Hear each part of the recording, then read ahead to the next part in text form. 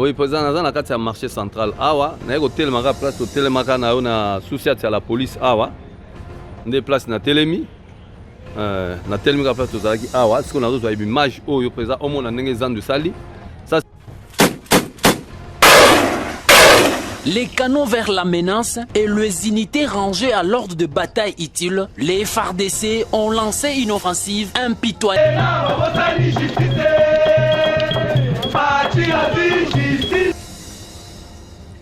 Nous sommes une équipe costaud. Derrière moi, il y a encore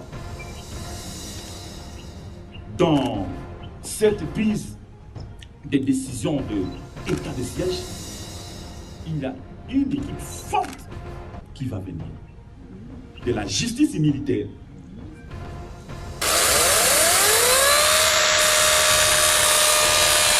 Bokondimate kasezali ya solo na Kinshasa kosaela énergie éolienne ezali possible na mayele po boyebi elenge mobali ya 19 ans o na kombo ya Francis Kalonji. Sima ya kokanisa pe ba recherche akeli GFAC générateur Francis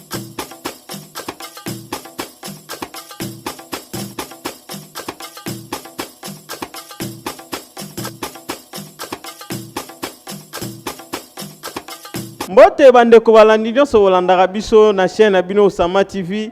Oyo rubrique ya sika toyeli bino basango ya lelo pona koyebisa bino nini ezoleka na mboka na biso avec pacte na idéologie bomesana na biso kaka boye ndenge biso etomesana na bino boboto pe bondeko ezala epai na bino avec pacte na idéologie. Lelo toyokolobela basango ya lelo eza nini? Lelo tomoni descendre ya président de la République na Lubumbashi balobi ba combattant bayambi avec pacte na idéologie babi boka ndenge bayembi banzembo avec pacte na idéologie kanga ndezalaka koyamba mu kwa ntombolo faci beton na kati ya Lubumbashi na boya kike ya koya faci wana Lubumbashi botala descente ye pe na ndenge bayimboka bayembeli na mbonda pe babini na mbonda avec pacte na idéologie asuivre tolanda na bilili ya tonton Moba.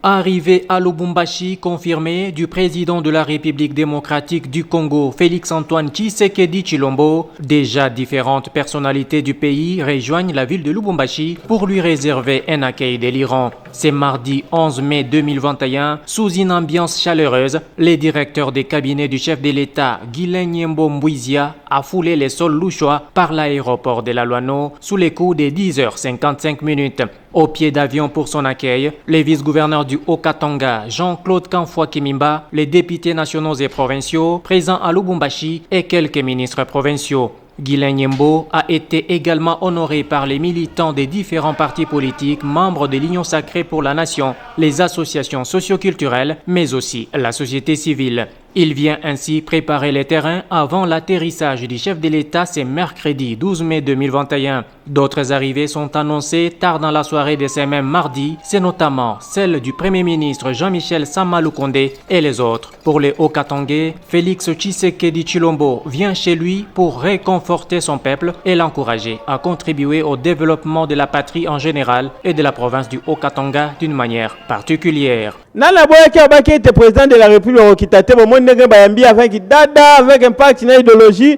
Fachi azamoto ya bato balingi Fachi balingi peuple congolais mokonza za la rande boy deuxième république na biso tokoloba nini bongi tuna papa Fabrice oni yeli biso botala bino moko ba longoni na basoda na biso ya FARDC ndenge babotoli secteur moko eza na Beni na Kumba Rwenzori babotoli ba rebelle ADF avec pacte idéologie bazumboka na ndenga dada boka baimboka o bakangaki bango epai ba ADF ndenge ba FARDC bauti ko libérer mboka avec pacte idéologie bolanda commentaire ya tonton Moba.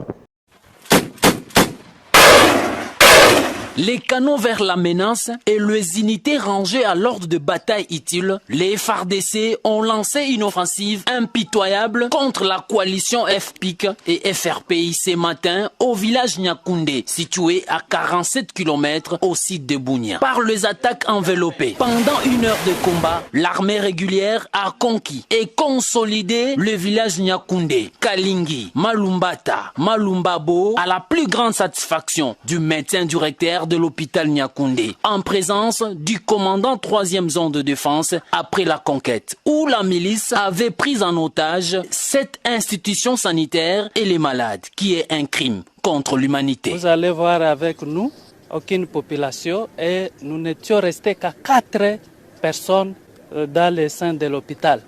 Donc avec autant de malades qu'il ne fallait pas les abandonner. Nous étions obligés de rester et aller à leur secours. Avec votre présence en ce jour, vraiment c'est une grande fierté quand nous voyons nos loyaux militaires qui sont à côté de nous pour apporter la sécurité du milieu qui était plus longtemps sous la menace d'insécurité. Hormis la conquête de ces villages, l'armée régulière a neutralisé 13 miliciens FPIC, 14 capturés, donc 7 blessés, mis aux soins à l'hôpital de Nyakoundé dans le respect des droits humanitaires internationaux et le règle d'engagement. C'est le bilan de ces opérations qui s'inscrit dans le cadre de mesures radicales prises par le commandant suprême des forces armées. J'aimerais vous dire que nous sommes une force, la force loyaliste. Donc nous sommes là. Kaka ndenge omoni longoli na FARDC kaka ndenge bauti ko libérer mboka wana balobi mboka oyo bagabela ADF bakangaki yango ta ebele mais grâce à état de siège ya Fati Beton tomoni mboka wana secteur wana FARDC auti ko récupérer yango avec partenaire idéologie. Bravo na ba soda nyonso tu ya FARDC, peuple congolais azana simana bino avec partenaire idéologie. Troisième rubrique ya biso olobani ne tonton Fabrice Osani bolanda déclaration ya gouverneur ya sika ya mbila oyo batindeli biso na kati ya Ituri na Sud Kivu bao bazokumbela bo na ndenga idéologie bapesaki ba déclaration na bango bolanda bango na image ya tonton Moba à suivre. Nous avons beaucoup appris ici. Des militaires, s'il vous plaît. Comme moi, ici, debout devant vous, je prends une arme, je vends. L'arme des contribuables congolais. Je prends les munitions, je vends. Je vends à qui? Aux groupes armés. Qui se retourne encore contre vous? Qui se retourne contre votre population? Nous sommes une équipe costaud. Derrière moi, il y a encore, dans cette prise de décision de état de siège, il y a une équipe forte qui va venir. De la justice militaire. Je suis là. Je commence directement à faire un état des lieux. Un état des lieux. Les commandants, à chaque échelon, nous vous donnons des armes. Tu as combien d'effectifs? Tu as utilisé combien d'armes? Tu as utilisé combien de munitions? Pour tuer qui? Pour faire quelle guerre? Fais-moi les comptes.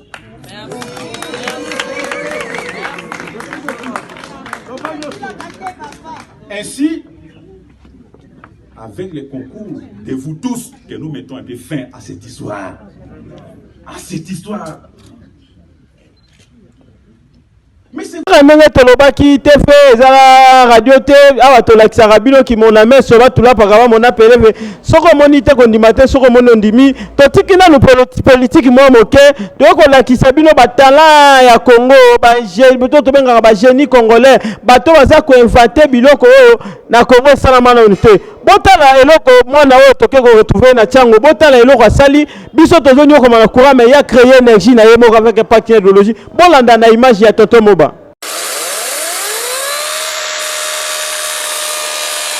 Bokondima te kasi ezali ya solo na Kinshasa kosalela énergie éolienne ezali possible na mayele po boyebi elenge mobali ya 19 ans oyo na kombo ya Francis Kalonji. sima ya kokanisa pe ba recherche akeli GFAC générateur Francis à air comprimé na nzela ya ba bonbon bozali komona pona njilwa oyo susi na ye ezali ete Kinshasa emitungisa na ba carburant lisusu te kasi na mopepe ya pamba bazwa courant ya malonga lolenge kaka bozali komona ampoule epeli pe téléphone chargé. En fait na sali générateur à air comprimé, il y a un générateur Francis à air comprimé, c'est-à-dire ça la production d'énergie électrique à partir de mon PP. En lieu et place il y a carburant, tu utilises le carburant, on a sali la mise courant à partir de mon PP. Pour les moments ils ont pour l'éclairage, on a chargé puis mon ami partenaire va financer afin que projet on a 6 projets et ça c'est pareil électroménager mais on ça à partir de mon PP au lieu de carburant on a pour la dépense. Donc la dépense c'était en plus le bloc où il y a le carburant, ils ont dégagé le gaz toxique, ils ont bien été, ils ont ça la pollution, il y a l'air. Tant que mon PP, ils ont corps, ils ont très important, ils ont permettre la respiration de la biso parce qu'ils ont contient oxygène, il y a azote, il y a malgré au lait tout continue à causer la bloc où ils ont dégagé le gaz bongo, ils ont bien été pour la biso. Et on a sali générateur à air comprimé. Francis Kalonji azali na makasi pe mayele ya kosala générateur o ya munene po esunga ba kinwa kasi makokinde ezali kopesa pasi. Ça la kana za ba ma quelques matériel na ngai et puis ba moyens financiers na nga ma mkimti na zwaka na sali la ka na somba ba biloko pour ko créer un outil comme ici la mais projet o ici l'inamité. Les projets il fallait qu'il va nous ça là. Comme c'était prévu dans le projet, il fonctionnera 24 heures sur 24. Mais compte tenu des difficultés, nous avons des matériel, des moyens financiers, il y a ceux qui sont envoyés. Mais ce qui était l'essentiel, c'est que nous avons la production d'énergie d'abord, et nous avons l'énergie ébimée à partir de mon PP. Boye bipe mayele elenge mobali oyo ebongi ezwa lisungi ya leta pamba te ezali nkita pona ekolo Congo démocratique. Tolobi Tiboko Yoka. Ebite soki deuxième la biso la Congo et ça la ranini ba imboka botala ba ndio oyo bakangi bango otage da peuple congolais ndambu bazala immeuble oyo balobi bakangi bango na coronavirus moye ba bimeza te ba imboka oyo bakangaki bango sika moko na bango bazolela basali 2 semaines baliaka te bafanda na moya ko bimezali te parce que bakangi bango otage elongo na ba ndie tant ba ndie bakotaki na Kinshasa wa deuxième ezalaki pour osezalaki pour contrôler bango bolanda bino moko ndenge ba imboka oyo bakangi bango en otage na kati ya immeuble na image ya Toto Moba. Bandeko ya Kinshasa la capitale likambu ya kokamwa ezolekama awa na commune ya Gombe na croisement ya avenue Katanga pe boulevard du 30 juin. Sima ya INSSP ministère ya travail, immeuble na kombo ya Greenview ekangi batu depuis 4 jours bazo bimate bazolala na parking. Likambu nini elekami wana Inerbe akangi ba indien moko kuna soi-disant bazana coronavirus. Basengi $10,000 po balimbisa bango na likambo etali coronavirus. Ba indien ba boyi kopesa pe immeuble mobimba bazwi yango en otage. Nzokande na ba chauffeur batu nyonso basalaka musala na kati ya immeuble wana bakangami depuis lundi ti lelo tokomi jeudi. 4 jours bazolia ba mapa, bazosokola te, bazolala na veranda na kati ya parking. Boyoka bango. Résultat négatif balobino donc ovanda wa lokola observation pendant 14 jours.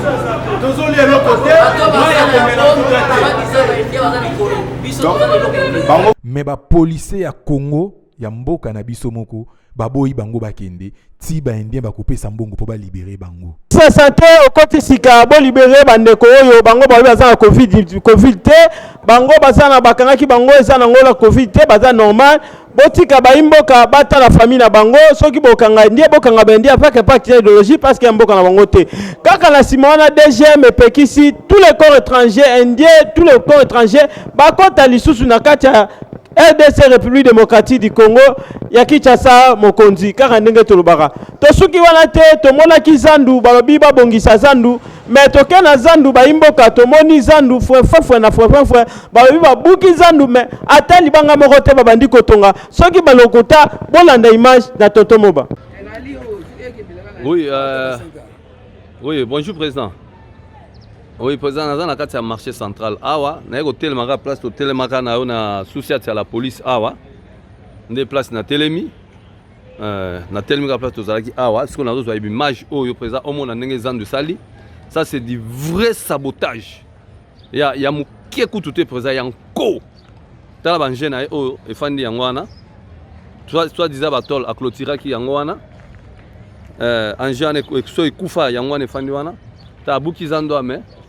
Parti mususu yango nyonso ba parti mususu tikali akwesi kwesi ba nini au président ekolongwa ndenge nini président o ezanko président on peut même ba kolokata mo ya ko réhabiter na façon mususu président ba place autonga zando ezaki belé na nini kitoko bazolo basoki cité kitoko ba ko ndo sala ba marché o ya ningo sala modernisation en façon de soinga sala ko sala kuna au président ezana ba barre de fer moko oyo belge sala président c'est incroyable.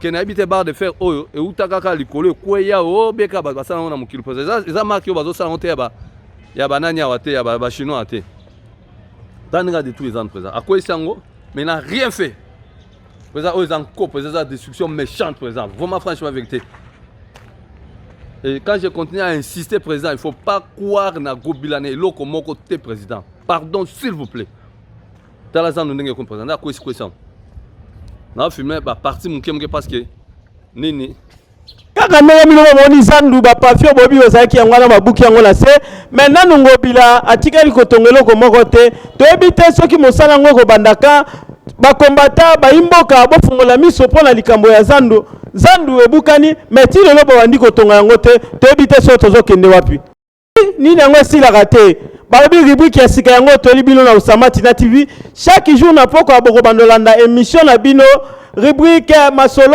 ya lelo événement du jour car ane tolobaka na mboka na moko na biso ya langi ya mboka ba ikino ba imboka no so bolanda biso avec pacte idéologie balobi lelo nde to sukisia wa so bo sepe na émission bo pesa matondo mingi na pasteur na bino bolingaka mingi Victorie Kamicha balobi la base chrétienne o simba mina ye na groupe du Congo mbote na yo bisiko zwami mbote lisusu na pasteur Dona o ya pesi biso place kitoko boye to ko sala émission avec impact na idéologie to suki suwana te mbote na Usama mbote na DK sponsor officiel émission ya sika yango ya avec impact na idéologie rubrique ya lelo masolo ya lelo babi chaque jour na poko boko bandolanda biso nini lekaki na mboka nini ba imboka basali nini ngo betamaki dada na journée ya lelo avec impact na idéologie soki bo sepe na émission to na rubrique o boko mela biso na numéro na biso wana avec impact na idéologie oyo bwa kinga te po ani opesi kombo te otindi ko te na obwa ndenge ni yi